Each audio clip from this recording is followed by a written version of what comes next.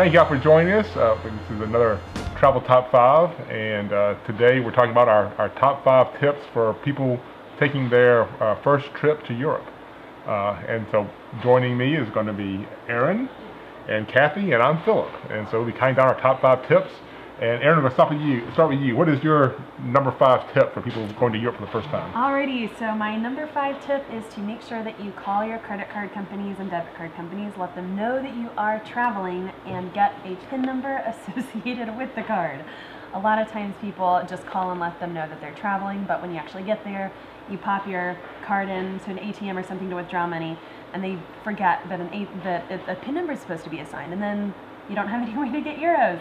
So anyway, definitely get the PIN number assigned and let them know that you're traveling. And more than one. Have more than one way to get cash. Exactly. Because if an ATM card machine eats your card, you got to have another. So have double check. Yes. Yes. Oh, your bank should be able to help you guide you on that. But yeah, absolutely. Okay, my number 5 is in the same ballpark-ish. Going to these tourist areas, you want to be very careful of your cash. So, guys, you probably don't want to have your wallet in your back pocket. You got a lot of pickpockets there. Keep it in your front pocket, or even go to be more safe and get a money belt. So you don't want to go over there and have your cash stolen. So I think getting a money belt's the safest thing to do. That's my number 5 as well. Wear a money belt, and I would expand on that. And I always feel safer if my passport is in my money belt as well, rather than in the hotel safe, because I just want to. If something happened, I had to drop everything and fly home. I have everything I need to get home. So, yeah, wear a money belt. Yep. And along with the money belt, I have a neck wallet, and so it basically it's just flat. Oh, good. Yeah. Stomach, Same thing. Yeah. Keep it under your clothes. Yes. Yeah. So very impressed. You didn't throw me on the bus on the money belt thing, so I will do it myself real quick. My first time using a money belt, this is years ago. My wife had suggested, get a money belt. So we're in a restaurant in Paris, and the check comes, and I was like, so how do you get the money out of the belt now that, if it's in a money belt? And she goes, well, you don't keep all your money in there. You have some easily accessible. So I had to drop trowel in the middle of a French restaurant to get money out to pay the bill. But anyway, so keep some money in your pocket. Like your money for the day. Yeah. And then your big money and your alternate credit cards and things like that. Going to number 4, my number 4 tip is the first day you're there, power through.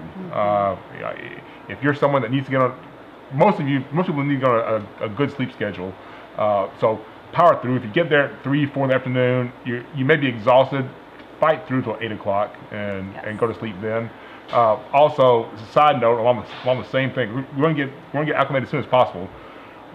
People say, and they're 100% correct, as far as accidents go, when you're traveling in Europe, by far most accidents happen the first day. You're exhausted. You're not thinking straight. It's a new city, so you might want to have a planned activity like a tour set up.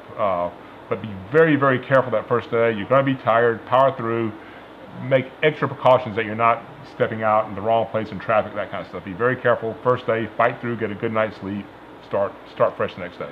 And not only accidents, but we have a term called arrival grumpies. That's a thing.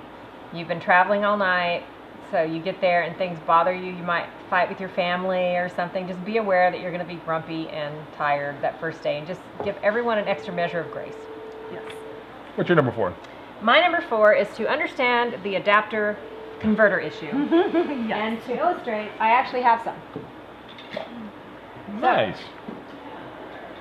You have 2 power issues when you're in Europe. One is that the power that comes out of, depending on where you are, but I'm just talking continental Europe basically. The power that comes out of the wall is what, 240 I think volts, so. 220, 240? I think maybe 220. It's more than we're used to, okay? So the power that comes out of the wall is a lot stronger power than what comes out of our wall. So all of our appliances and whatnot are set for the lower power that we have. So if you're going to plug in something, you need to have something that's going to convert 220 to 120, which is what we have over here.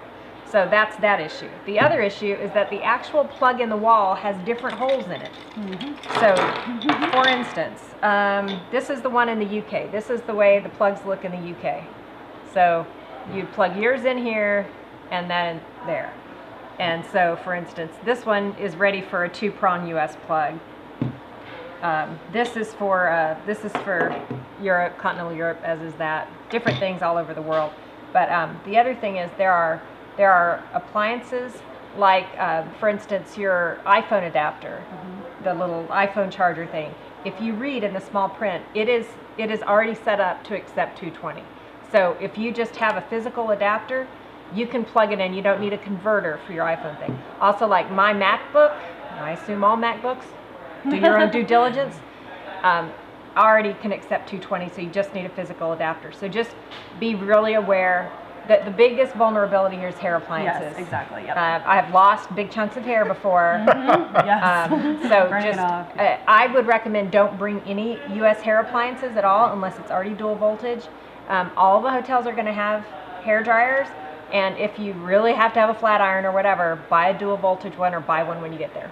Yep. And that was exactly my number 4 as well. So same thing with the appliances. It's very easy to get them. You can buy them on Amazon. You can go to Walmart or Best Buy. They have them everywhere. Usually they'll label them within the packages what countries they go for. So a lot of times you don't have to buy them like for all of Europe or for all of, you know, wherever else you're going. But they do label them. It's very, very easy.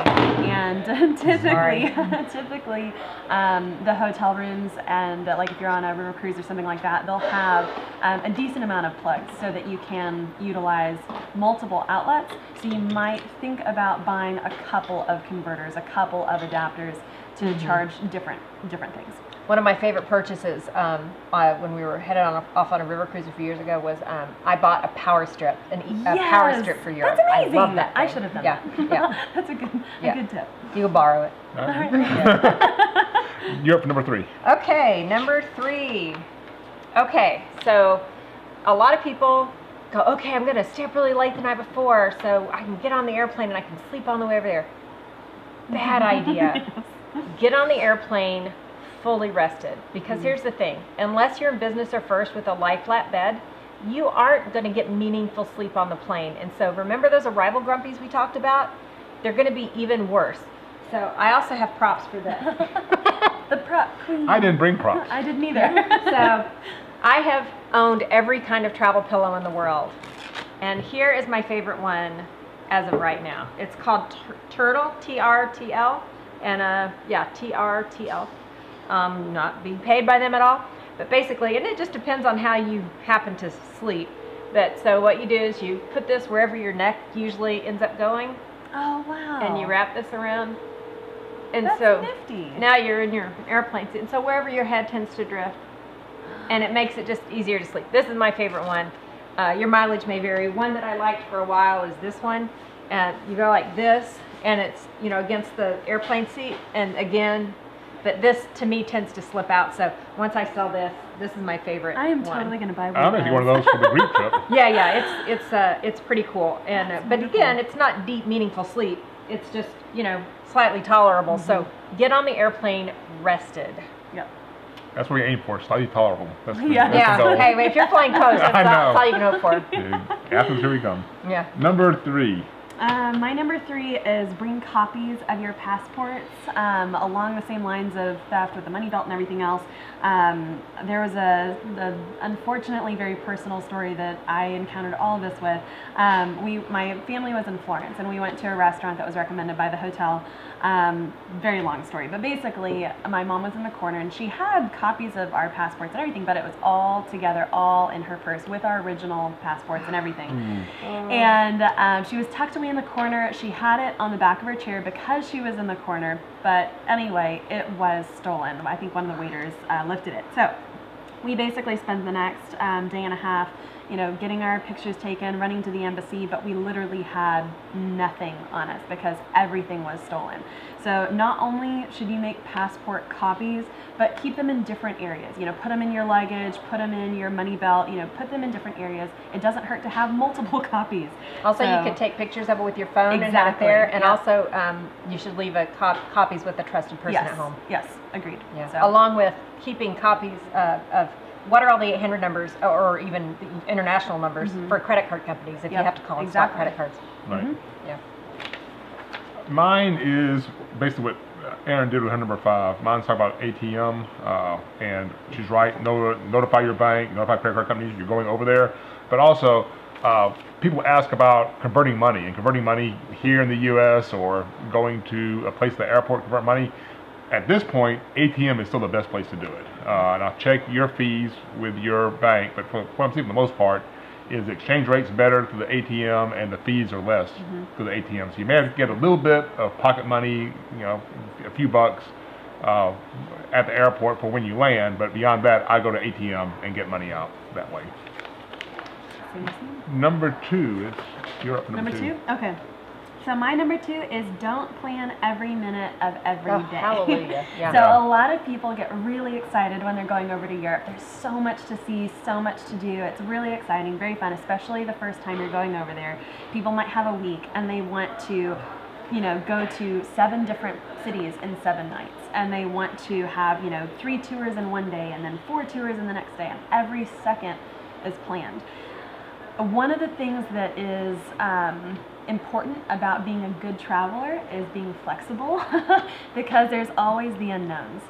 You could have flight delays, a train could strike, certain roads could be shut down, restaurants could close that you wanted to go to, rain might happen on a tour where the tour cancels. There's a million different things that could happen, and it would be setting yourself up for failure if you plan every moment of every day. So I always recommend, whenever clients come to me and they really want a super fast-paced trip, I always end up having them slow it down, and in the end they thank me for it because it allows them to experience the culture that they are going over to experience. It helps them relax a little bit and really get to know the destination. So definitely slow it down just a little bit, allow for just regular life to happen as you travel.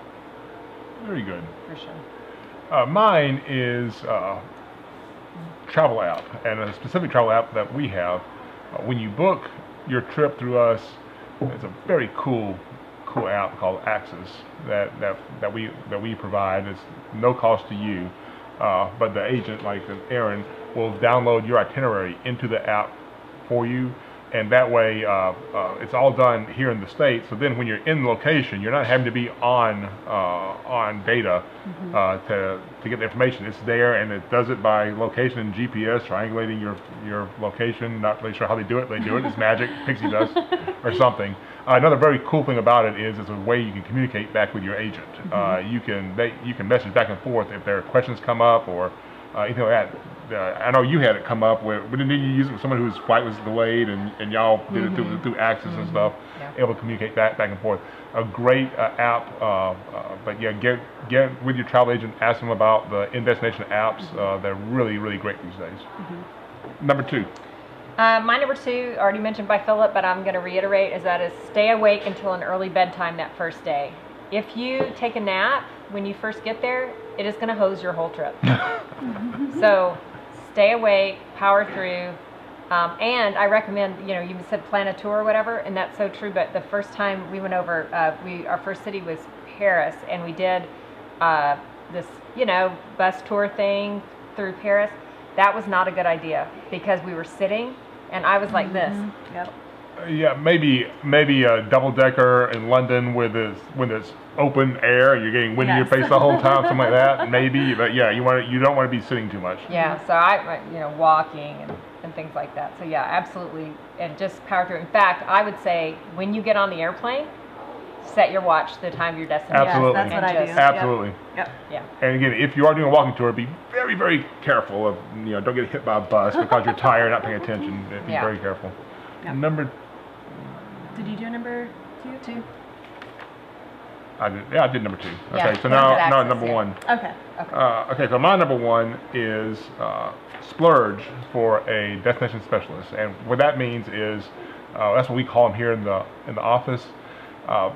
Basically, we have got contacts with hundreds of these small companies all throughout the world that all they do is set up local tours for people and experiences for people. So it is an extra cost, but boy, it makes a world of difference. And so I do what I preach. I put together a trip for my top agents, went to London last year, and we used destination specialists. I had them help me set up some amazing experiences. We're doing the same thing going to Costa Rica for our top agents, and I'm using the destination specialists we use for that also. They're putting together some things, and we're having a personal trip where we're taking our son to Greece, and he's not huge into academics, but always loved Greek mythology. So I got a hold of our contact in Athens and said, here's what we're interested in, and they helped us put together an itinerary, a custom itinerary that's going to get us a guide to go to all these Greek mythology sites. And it's more expense. You may not be able to do it for the whole trip, but at least pick a day or two. You're saying, okay, we're gonna use a destination specialist for these times and do some really cool guided stuff on those. Number one for you. Number one, Aaron did already touch on this, but I'm going to say travel like you're going back. So like, don't pack in too many cities. Assume you're going back, because the thing is, think about it like a meal. If you were to take huge bites that you could barely chew, you wouldn't enjoy your meal. Take manageable bites and really enjoy what you experience. Even if you never go back, it's still a better idea to enjoy what it is you're actually doing rather than try to consume all of it at one time. Very good. And you're going to close us out with your number one. Yes, my number one kind of goes along with the destination specialist. So one of the things that I run into a lot is when people come to me for Europe trips, they don't know what they're looking for, which is fine. That's exactly what I'm here for, to help guide you and putting together an itinerary that you're going to love and enjoy. One of the things that sometimes, especially for people that are going for the first time, that I get pushback on is pre-assigning a couple of tours. One of the things, I try to not overload itineraries with, tours and whatnot, because like I mentioned, you want to give yourself some downtime. But it is important to include, allowing any agent that you're working with to include some tours ahead of time. Because, for example, things like the Vatican, if you don't pre-assign that tour, and we don't get you to skip the line access, something like that, you could be waiting in line for truly 3 or so hours. Same with the Colosseum. A lot of times there's a long wait. And if you just try to wing your entire trip, you can really miss out on some great things. So kind of going back to my other point, where you don't want to do too much too quickly, you also don't want to completely show up with nothing planned. So allow us to help you plan an itinerary that is a good pace, that still includes some things that you will want to have pre-booked, so you're not spending the majority of your time just waiting in lines. Along with the destination specialists, they normally include some phenomenal tours, all of your transportation, and everything allows you to just truly relax and enjoy your vacation as you should. So they're getting you to all the sites and handling all of the, behind the scenes background work while you just get to relax and enjoy. Yeah, the destination specialist we used in London, that all-day tour she did, I thought she was a wow. I thought she did it's called a blue badge, is that right? Right, that's a thing in London, a blue badge tour gugue. But destination specialist set it up for us. That's not a company, that's a designation. Right, and it's not easy to get. Not easy to get that designation. So those are our tips. Thank y'all for watching, and I hope you have a great time on your trip to Europe.